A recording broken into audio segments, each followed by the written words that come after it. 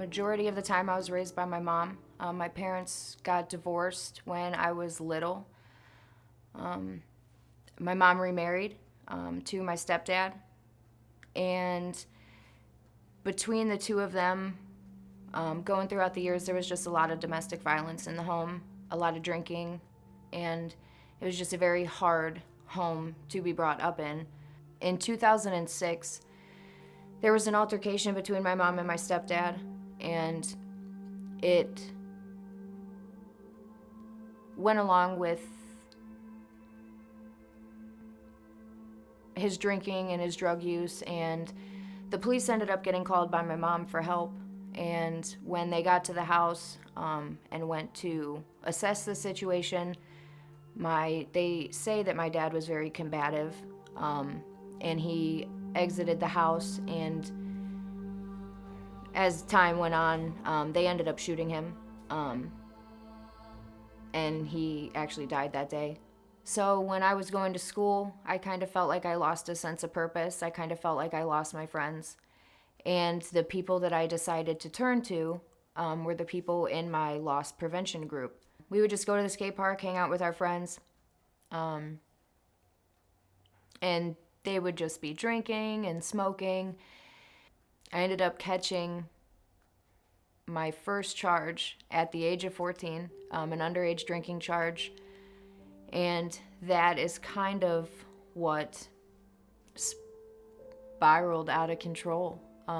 So from the time that I was 14 to the time that I was 18, I was on probation. When I was 17 years old, actually, I went to rehab for heroin at 17 years old. I kind of just got stuck in this world and around these people, and I would never have seen myself in a situation like that. And then looking back, that was my life for a really long time is really hard to kind of grasp sometimes. So when I got out of rehab at 17, I was doing a lot better. So that is why they decided to release me from probation at 18. And I was trying to make the right choices. I was trying to do the right thing. I was with my best friend. His name was Josh. And that is kind of who I did a lot of my running around with. He was my confidant. And when I got out of rehab, I really had to part ways with him in order to stay on the right track. He had called me and asked me for help, said he wanted to get sober and he didn't want to live like that anymore, said that he was going to lose his house, lose rights to see his kid. And I told him if he could just wait until I got my stipend I was in college for criminal justice, if he could just wait until I got my stipend, I would come out to Cleveland and help him with some of his bills and do what I can to help him in that situation. And he did not make it 3 days, and he ended up dying of an overdose.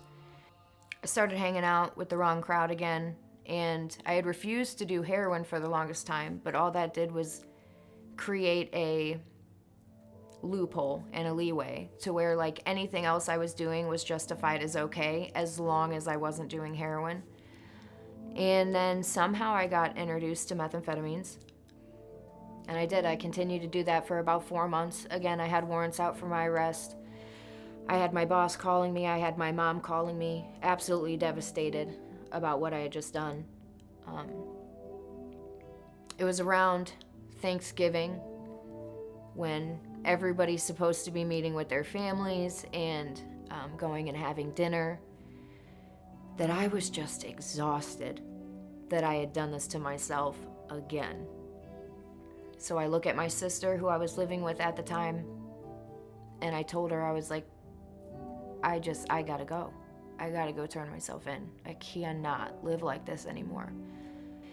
And when I went in front of the judge, she had asked me, when was the last time you got high? And I looked at her right in her face and I said, this morning. And I didn't mean to say it. And I just feel like that was God speaking through me, because in no instance in my life would I be that honest to a judge who has my freedom right in her hand. But I was so broken and so tired and just so done that I wanted to do anything to get out of the situation I was in. And justifiably so. She felt very disrespected. And she arrested me that day. Thank God.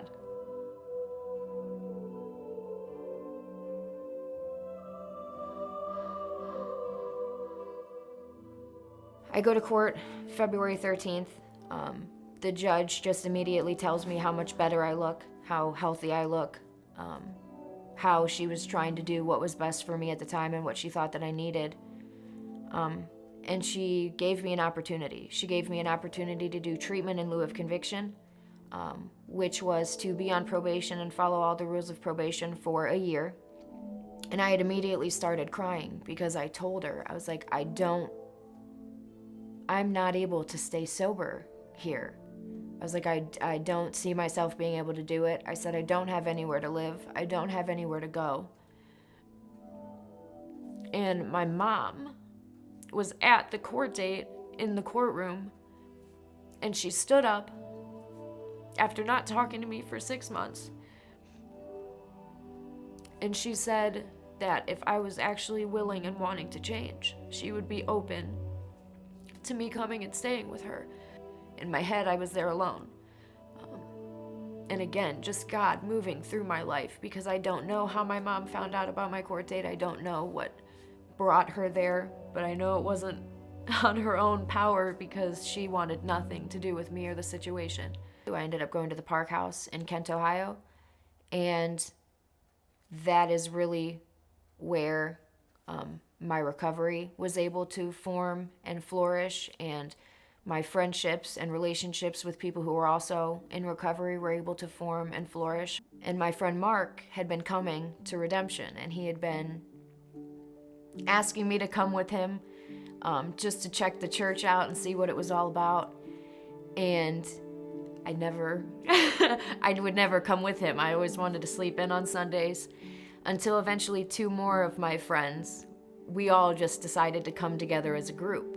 There was a situation that occurred in my life to where I was encountered with a godly way to handle it or the worldly way to handle it. And I didn't know what the godly way to handle it was. It was unfamiliar territory for me. And my first instinct was to reach out to here, to Redemption. And it was an uncomfortable topic to talk about with another man.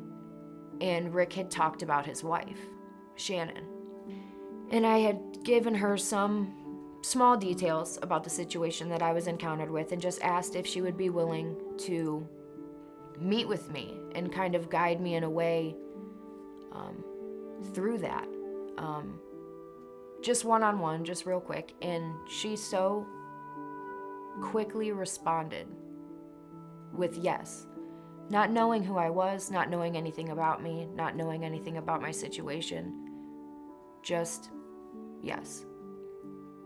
It was so impactful to me at the time, and